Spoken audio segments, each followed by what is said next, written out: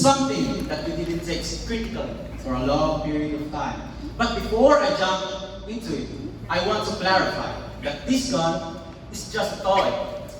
Obviously it is. But no matter how fake this gun may be, one thing is clear.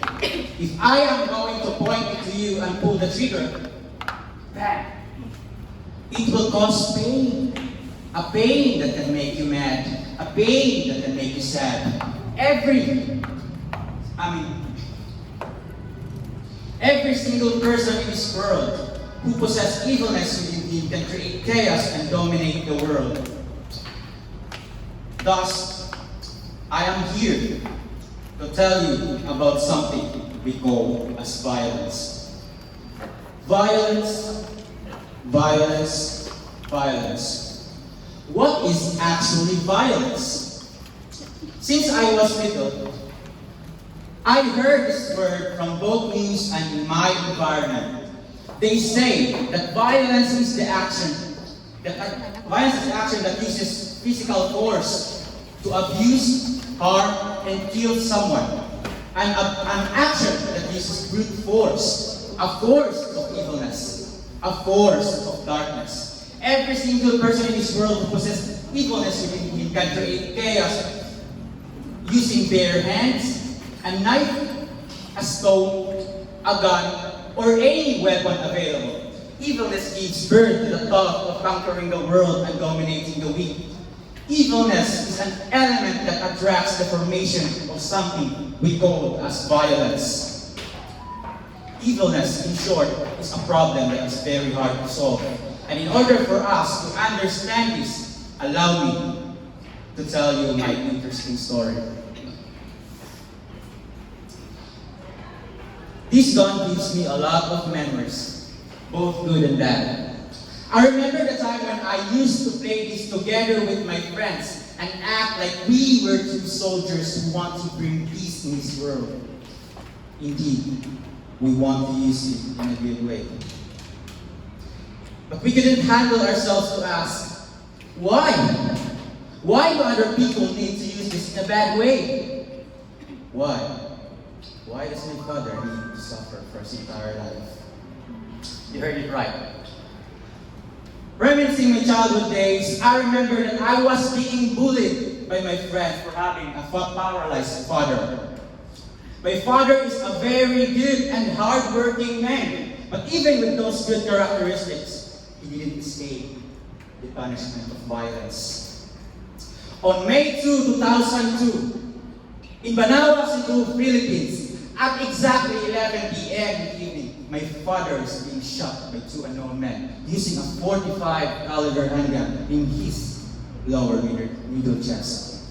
My father at that time was preparing all the things that he needed for his work. And when he get out in our house, the incident happened. Luckily, my father still made it in the hospital and came out alive. However, his pride as a father, as a man, and as a provider has been dropped out. His hope has been shattered in the depths of the darkness when he knew that there is something wrong with him. My father asked, why? Why can't I feel my legs? Why can't I stand up? Doctor, what's wrong with me? My father asked in frustration. Truly broken. The doctor looked at the ground, saying nothing for a while. My father's spinal cord is being damaged by the gun's bullet, causing him to permanently lose his ability to walk. My father even managed to think of doing suicide because the doctor said to him that he only got 6 months to live. His situation is already considered a death sentence. But with my existence, my father fought back to that depression and survived up until now. Truly amazing, yet at the same time, depressing. Why? Why do such bad people need to exist? Why? Why does my father need to suffer for his entire life? My father heard me asking those questions when I was little, and he replied, "Son, Don't worry about me. Worry about yourself. You. The world out there is very cruel. There are lots of evilness around us. But don't worry, when you grow older, you will learn everything. You will see everything. And I did. When I grow old, I saw lots of hot violent issues in both news and in my environment. I saw husbands beating their wives to death, kids being kidnapped, girls being raped, kids fighting each other, so on and so forth. Cruel, evil. Ladies, one thing is clear here. Evilness and violence is everywhere. And as intellectual individuals, we are called to understand the very root of it and eliminate it as soon as possible. Thus, in order for us to do that mission, we need to understand the word time. Time. 4 letters in one word, but it's very important to millions of people in this world. As a matter of fact, we only got one life to live with a limited amount of time. But with that limited amount of chance that we have, we can still do a significant change. A change that our ancestors dreamed to have. Thus, the acronym TIME is very important since it starts with the letter T, which stands for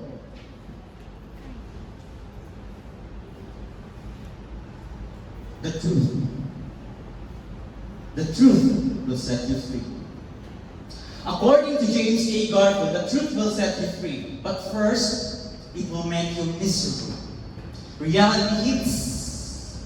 Reality hurts. The reality of violence is real chaos to humankind. If I am going to ask you, how can you define violence? What would be your response? Obviously, you will say that violence is the action of harming people, right? Obviously, that is the easiest definition a human being can give in this particular matter. But it may sound right, but in reality, it is more than that.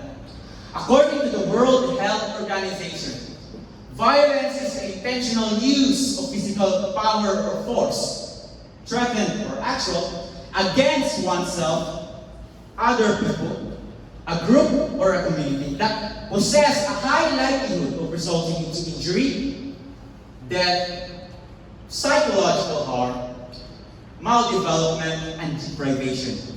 It is an action that is strongly prohibited since it can lead to the very worst outcome, which we call death. In fact, according to the Europe Convention, there are 5 different forms of violence, namely physical violence, verbal violence, psychological violence, sexual violence, and social-economic violence. First, let's talk about physical violence. From the word itself, physical, it is a violence that uses brute force against one's physical body. Example of it is punching in the face, slapping in the face, stabbing someone, or shall I say the perfect example for this is the example of the story of my father. Thus, the next time your boyfriend hurts you physically, warn him. He is obviously committing physical abuse. Next on the list, we have the verbal violence. This one is the most common form of violence that exists in this world. In fact, I believe that all of you here already experienced this one. From the word itself, verbal. It is a form of abuse that uses human voice or language to create smear and mean words to hurt, damage, and abuse someone. It is also known as emotional abuse, which commonly affects you. Women, as they say, women are the most fragile creatures that exist in this world and should be handled with care. But this is the reality. Violence exists and we should eliminate it. Third, we have the psychological violence. This form of violence is easy to understand since it is greatly linked to other forms of violence, from physical, verbal, sexual, and socio-economic violence. Those violence affects our psychological health, which then creates anxiety, depression, and suicidal thoughts. Fourth, we have the sexual violence. As I said earlier, women are the most common victims of violence in this world. It is because you are created way, way weaker than men. You can punch, slap, or hurt other people as hard as men can do. If you are created to conceive, give birth, love, and care. The continuous existence of pornography greatly affects the minds of men, causing them to become a puppet of what we call lust. Thus, sexual harassment and other forms of sexual abuse exist outside of our world, making it dangerous to you, human. Thus, this form of violence should be highly prohibited. Lastly, we have the psychological violence. I mean, socio-economic violence, rather.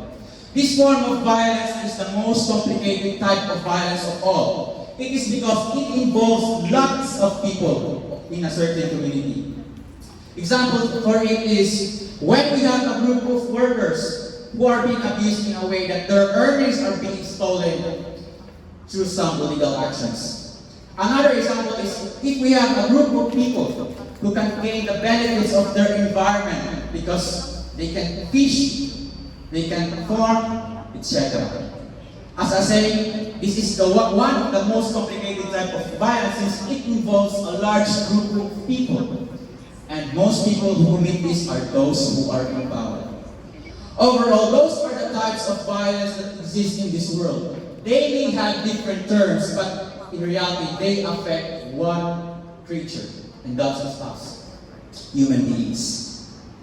Thus, we need to take action and understand the letter I of the word time, which is the impact.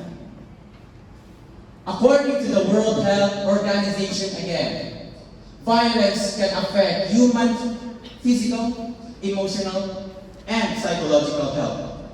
It can then result into something we call as anxiety, depression, insecurity, anger, poor anger management, poor social skills, lack of empathy, and negative behavior.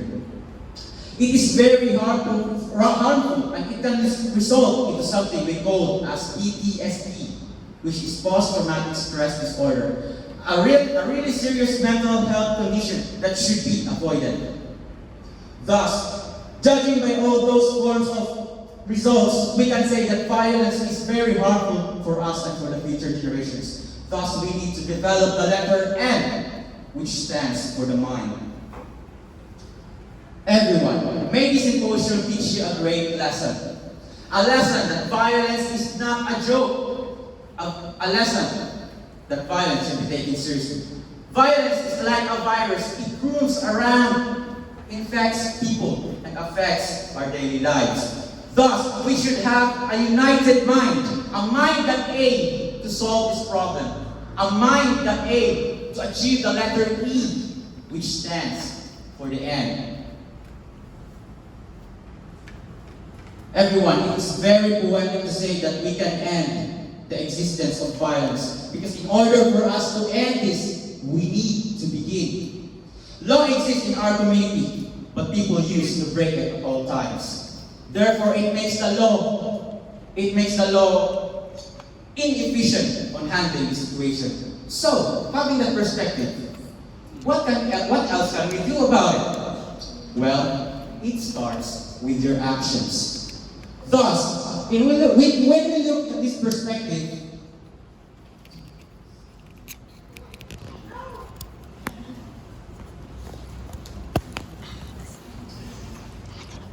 we should use our time properly.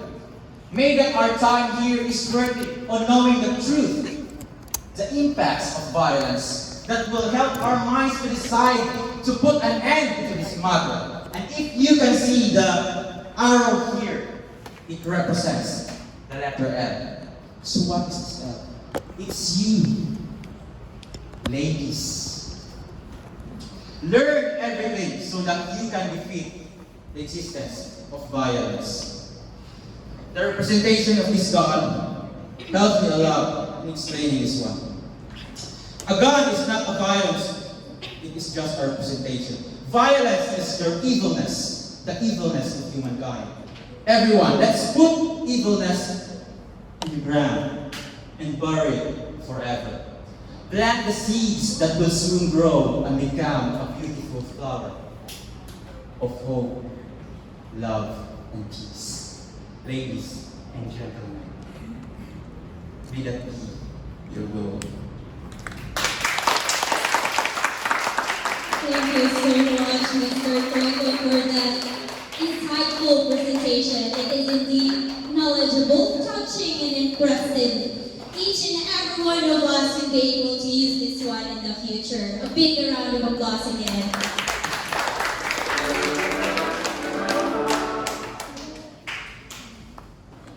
We will now resume our discussions together with our next speaker, Mr. Delphine, and will present the strategies for promoting non-violence action in practice, and collaboration and partnership.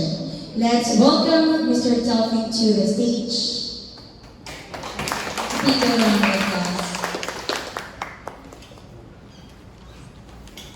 Alright, so good morning everyone. May buntag.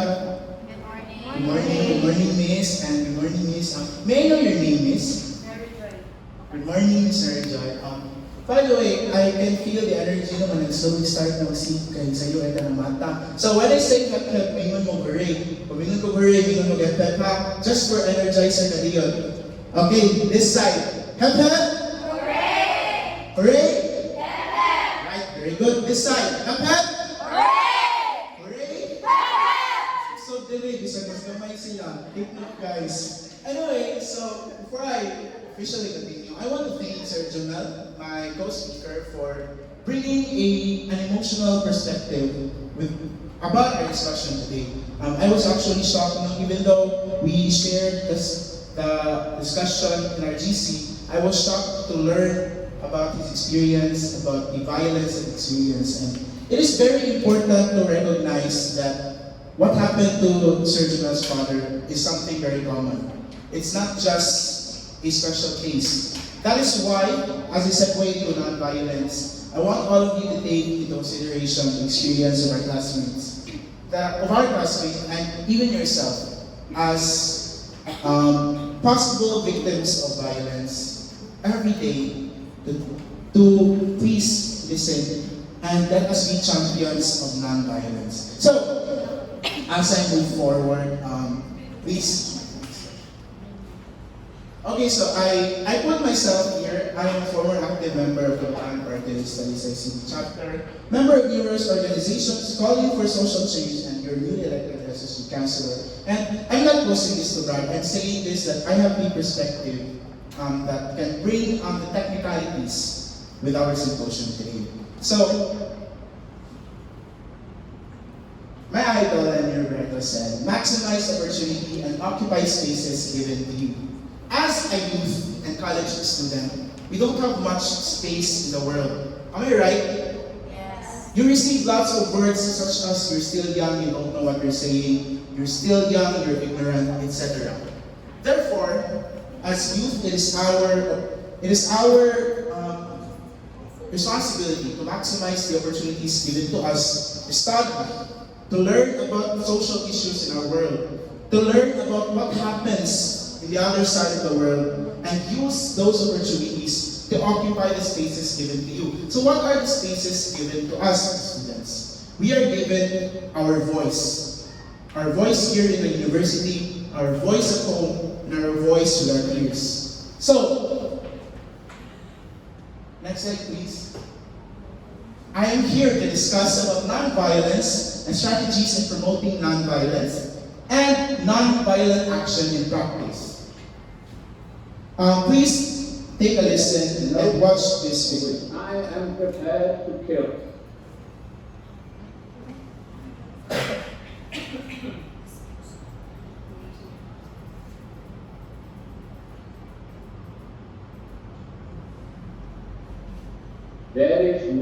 cause for which I am prepared to kill. Whatever they do to us, we will attack no one, kill no one, but we will not give our fingerprints, not one of us. They will imprison us, they will fine us, they will seize our possessions, but they cannot take away our self-respect if we do not give it to them. Have you been to prison? They beat us and tortured us. I said it was... I am asking you to fight against their anger, not to provoke it. We will not strike a blow, but we will receive them, and through our pain, we will make them see their injustice, and it will hurt, as all fighting hurts. But we cannot lose. We cannot. They may torture my body, break my bones, even kill me. Then they will have my dead body, not my obedience.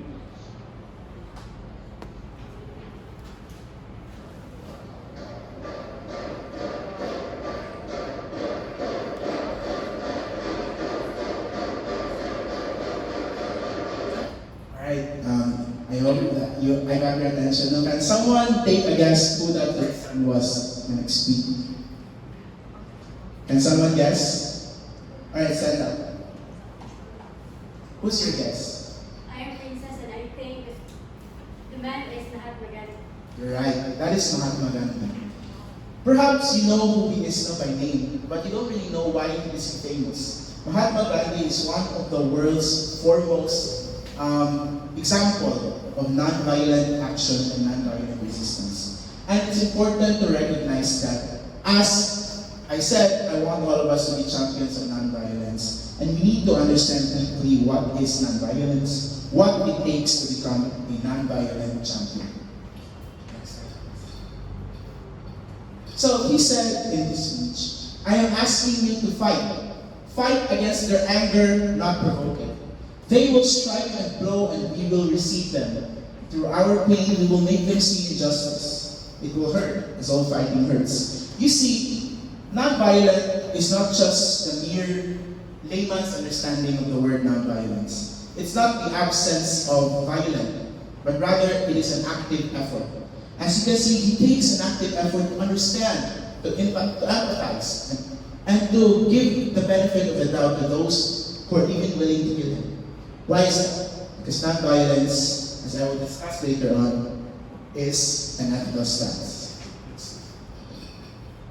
Non-violence, so let me discuss it to you, is also known as non-violent resistance, and it rejects the use of physical violence, that is our understanding, in order to achieve social or political change. So, like I said, non-violence is not just about wala yung violent, ganito po non-violence. No. Non-violence is about trying to make change in a world that is full of injustice, like Mahatma Gandhi has shown. It can be understood in two primary dimensions, such as that one, as well as achieving goals without using physical force. Non-violence is a practice of achieving goals without using physical force, usually social change. Next is non-violence, as I said, is an ethical stance that prioritizes peace and the avoidance of harm. It encompasses more than the absence of physical violence, and it is a proactive approach to creating a society that values human dignity and justice. So, allow me to emphasize though that non-violence should not be all about being a martyr. We should not accept violence from other people. Though we do not fight back, think about it strategically, as I will explain later. Which is why I emphasize that non-violence is an active effort, because it takes a lot of thinking. It takes a lot of guts to become a champion of non-violence. So, what is non-violence? Non-violence is an active practice of compassion empathy, understanding, and peaceful conflict resolution. Perhaps you have people who you dislike, who you hate, who has wronged you. As a person who is fighting for nonviolence, you should embody compassion even when you feel like you're not being given compassion. You should embody empathy and understanding of your fellow human being, even when you feel like there is injustice happening. Finally, peaceful conflict resolution. That is the essence of personal nonviolence.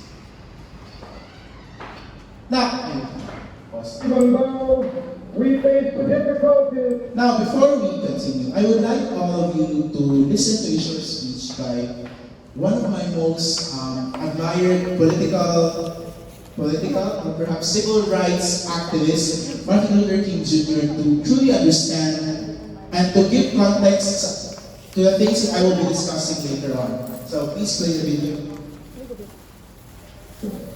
of today and tomorrow, I still have a dream. It is a dream deeply rooted in the American dream. I have a dream that one day this nation will rise up and live out the true meaning of its creed. We hold these truths to be self-evident that all men are created equal.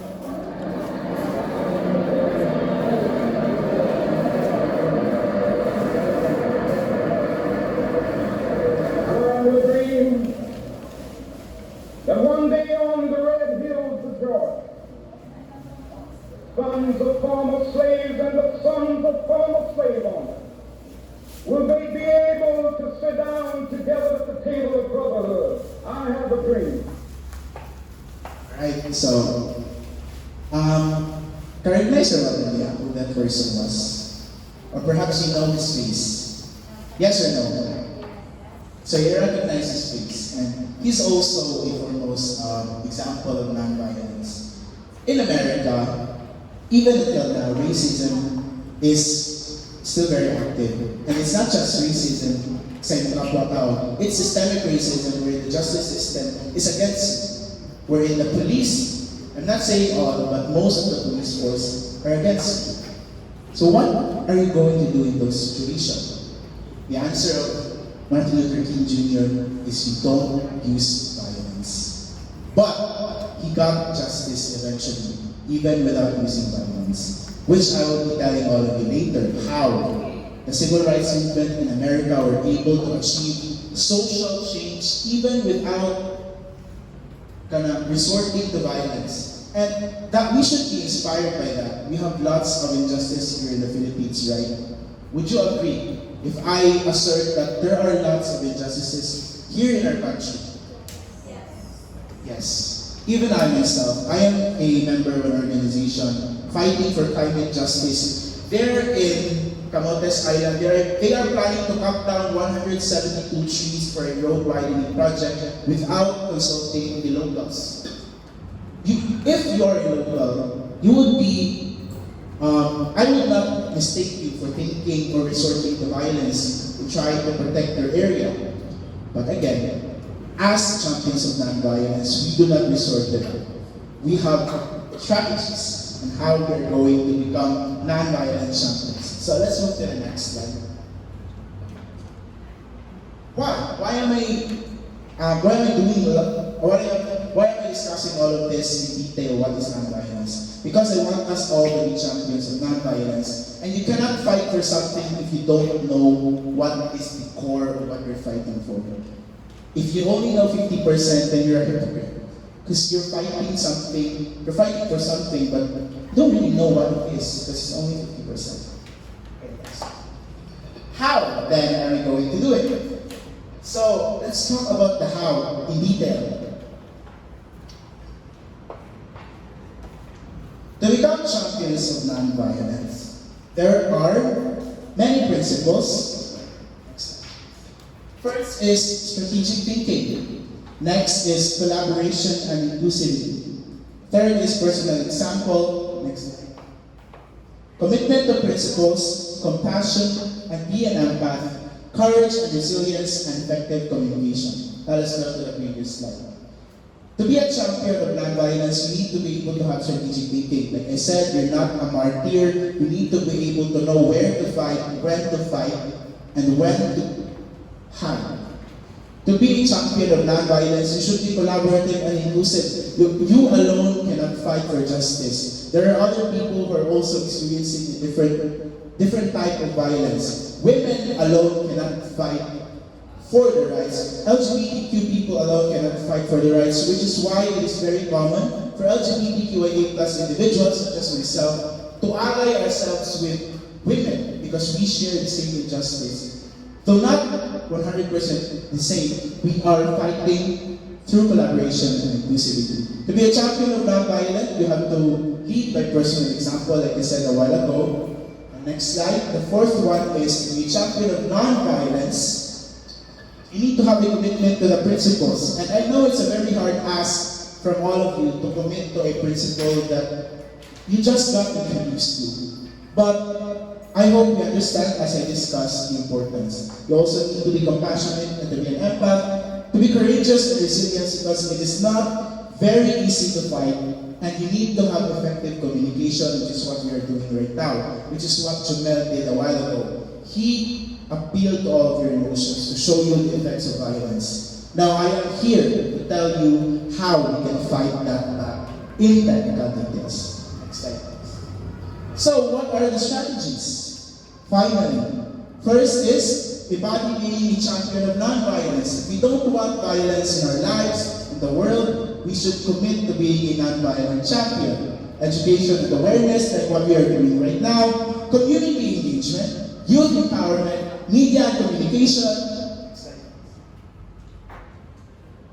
Now let's discuss about what it takes to embody being a champion of non-violence. I already told you about the principles on how to embody being a champion of non-violence. I will not go into detail. Now let's go to the next slide. Education and awareness. Like I said, we need to be able to share what we are fighting for to others. Community engagement. So this is very important.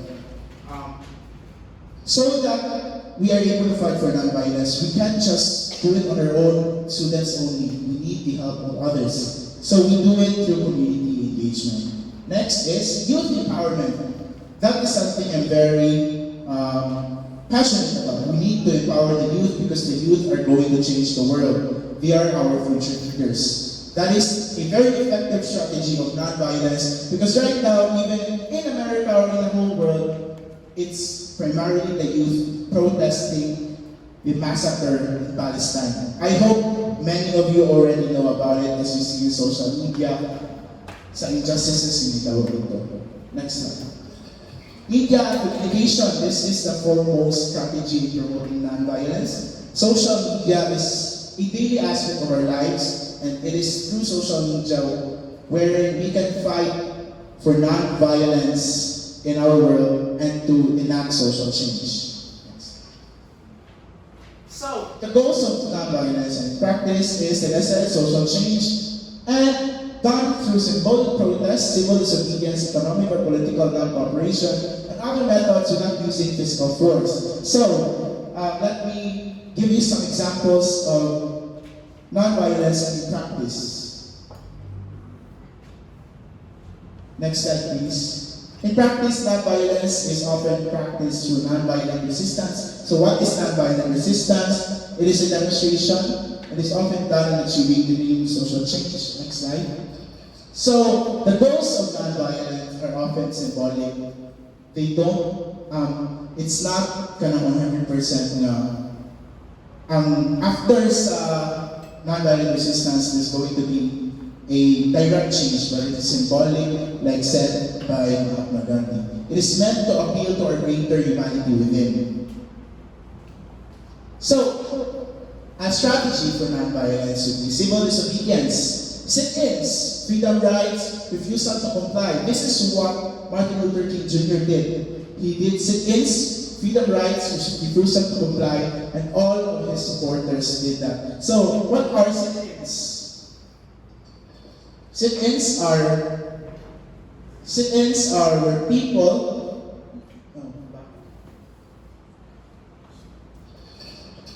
What you see on camera ay